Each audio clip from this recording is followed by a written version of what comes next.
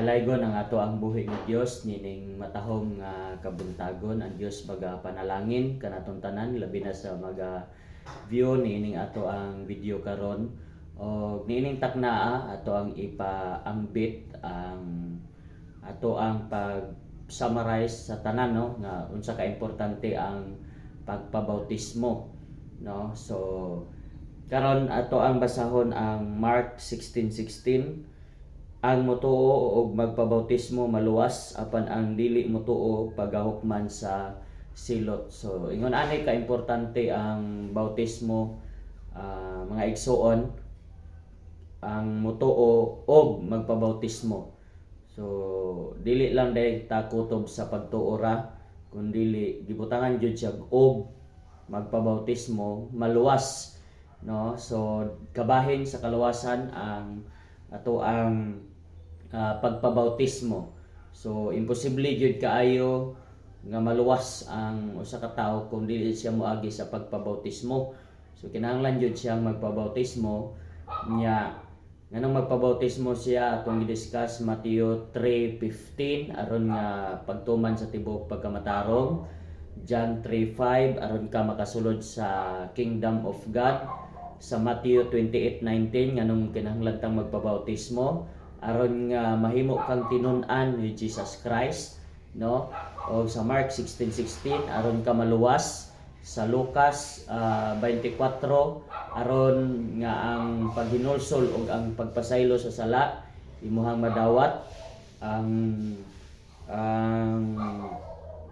buhat 2:38 ang purpose nga nung magpabaptize ta in Jesus name aron pasayloon naton sala ug madawat nato ang gasa nga mao ang Espiritu Santo. So ingon ana siya ka importante sa 1 Peter 3:21 aron nga maluwas ta ug maupod ni ang maayo natong pangamuyo diha sa Ginoo ang bautismo. Og sa Roma 6 pod atong mabasa dinha nga ang bautismo mao pud ni ang paglubong uban kang Kristo. Unya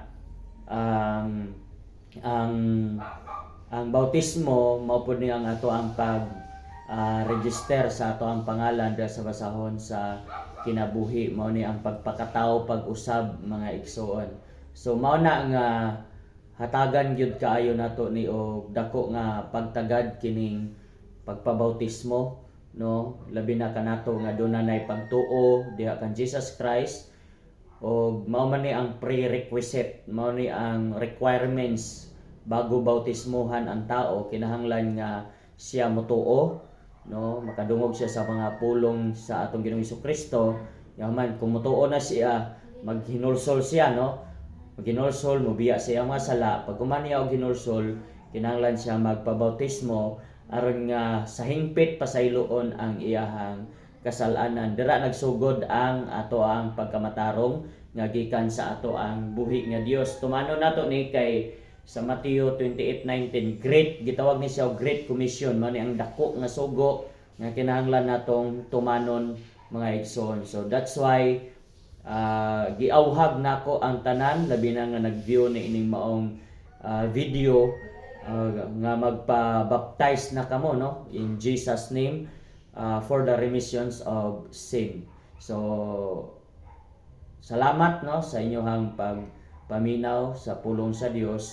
Akong mga paghangyo, no, nga pwedeng mo like or mo comment mo kung doon na mo'y mga pangutana may tungod sa uban